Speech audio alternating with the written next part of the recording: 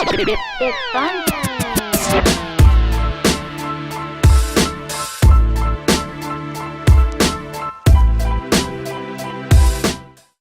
Fala galera, tá começando mais um vídeo do Buzzer Beater e como eu havia prometido, sai a parte 2 desse especial que a gente tá fazendo em homenagem aos 30 aanos da morte de Pistol Pete Maravich. Então vamos pro vídeo que dessa vez vocês vão conhecer sobre a carreira dele da NBA, da sua aposentadoria e da sua morte, que envolve muito misticismo. Depois de grande destaque em sua carreira universitária, Pete Maravich foi como um dos principais nomes para o draft de 1970. Eis que com a terceira escolha geral, o Atlanta Hawks levou Pete Maravich para suas canteiras. Nesse período a NBA ainda não havia se juntado à ABA, e nessa época, Pete recebeu uma proposta para se juntar ao Carolina Cougars. Inclusive, muita gente dizia que o estilo de jogo do Pete casaria muito melhor com a ABA, em que os times e os jogadores tinham um estilo de jogo um pouco mais livre, em que se aceitava mais fintas e passes estilosos. Porém, ele resolveu fechar mesmo com o Atlanta Hawks. Ele assinou por um salário de 1,9 milhões de dólares, algo que na época foi o contrato mais lucrativo da história. Porém, mesmo com grandes atuações e um desempenho ofensivo bastante sólido, ele nunca se encaixou muito bem com o time. A proposta mais conservadora de atuação e a existência de jogadores pontuadores já consolidados, como Lou Hudson e Walt Bellamy, não lhe deram a liberdade de jogo que ele desejava. Mesmo com uma média de 24,3 pontos, 5,6 assistências e 4,2 rebotes, nas 4 temporadas que ele passou por lá, o time não conseguiu um sucesso coletivo razoável. Eles iam para os playoffs, mas acabavam perdendo sempre na primeira rodada.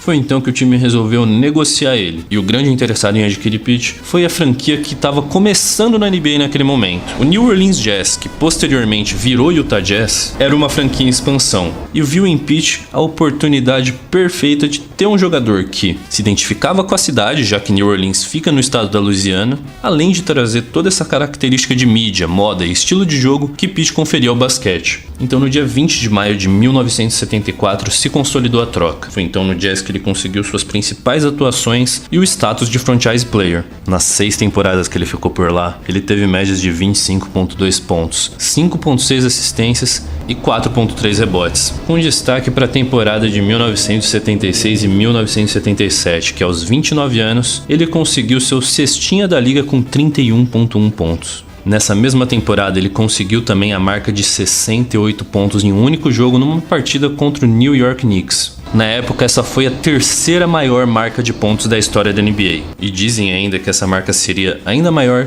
se no final da partida ele não tivesse sido ejetado por 2 faltas ofensivas que muitos disseram que foram falhas do árbitro. Só que novamente, repetindo o histórico dele tanto em LSU quanto no Atlanta Hawks, apesar do sucesso individual, ele não conseguia traduzir isso para os resultados coletivos. Durante toda essa passagem pelo Jazz, ele nunca chegou aos playoffs. E para piorar, a partir da temporada de 1977 e 1978, o seu rendimento e o seu número de jogos começou a cair por causa de uma sucessão de lesões. Pete não podia treinar muito, o que acabou colocando ele no banco e não chegando a jogar em muitas ocasiões. Até que em 17 de janeiro de 1980 ele foi dispensado pelo Utah Jazz. Então, 5 dias depois, no dia 22 de janeiro de 1980, ele assinou com o Boston Celtics, aceitando cumprir um papel como um pontuador a partir do banco. O Boston Celtics, já muito campeão, gozava de uma nova geração de jogadores muito boa. A temporada 1979-1980 foi a de estreia de um carinha chamado Larry Bird, talvez vocês já tenham ouvido falar.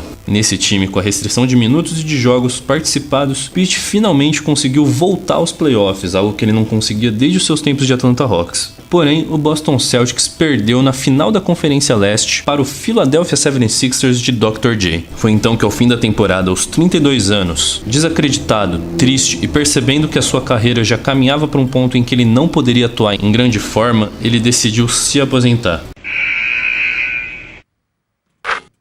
Pete nunca foi MVP, nunca ganhou um título da NBA, porém ele tinha o respeito máximo de muitos jogadores. A maneira plástica com que ele jogava era algo que era permitido basicamente somente a ele.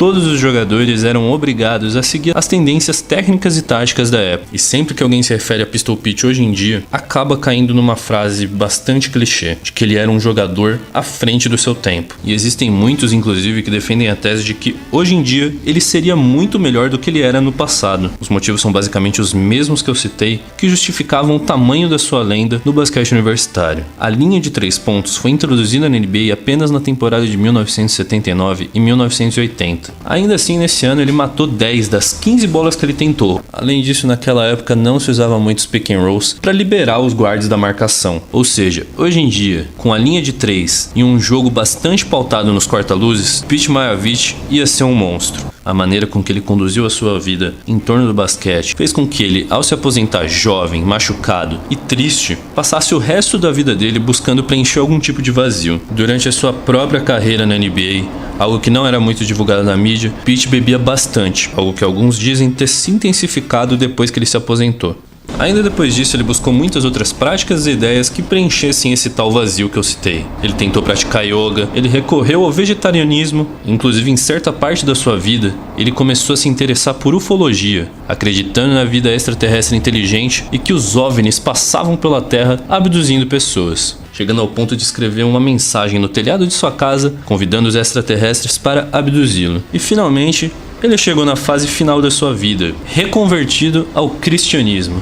Perto de completar 40 anos, ele passava a maior parte do seu tempo jogando rachões na quadra da igreja, aplicando acampamentos de basquete para a molecada da igreja e dizendo que pelo resto da sua vida ele gostaria de ser lembrado como um cara que serve a Jesus e não como um ex-jogador de basquete. Assim, chegamos ao dia 5 de janeiro de 1988. Aos 40 anos, jogando um rachão na quadra da igreja, ele faleceu por conta de uma falha no coração. A sua mãe já havia falecido enquanto ele ainda jogava pelo Atlanta Hawks em 1974. Pras Maravich, o seu pai, morreu 9 meses antes dele, em abril de 1987, apenas um mês antes de Pete ser introduzido no Hall da Fama do basquete. E uma das grandes lendas que circulam a morte de Pete Maravich é que ele havia previsto a época em que ele iria perecer. Também em 1974, ele disse a um repórter do Beaver County Times: "Eu não quero jogar por 10 anos na NBA e morrer de um ataque do coração aos 40 anos." O que foi exatamente o que aconteceu. Fato é que, apesar do misticismo, Pete Maravich foi um cara que significou muito pro basquete. Apesar de nunca ter conquistado um anel, apesar de nunca ter sido MVP, o seu legado foi imenso. E se a gente consegue curtir tantos aspectos divertidos do jogo hoje em dia, a gente deve agradecer ao Pistol Pete. E não à toa ele teve números aposentados em 3 franquias diferentes. O número 7 foi aposentado tanto pelo Utah Jazz quanto pelo New Orleans Pelicans. E o número 44 foi aposentado pelo Atlanta Hawks.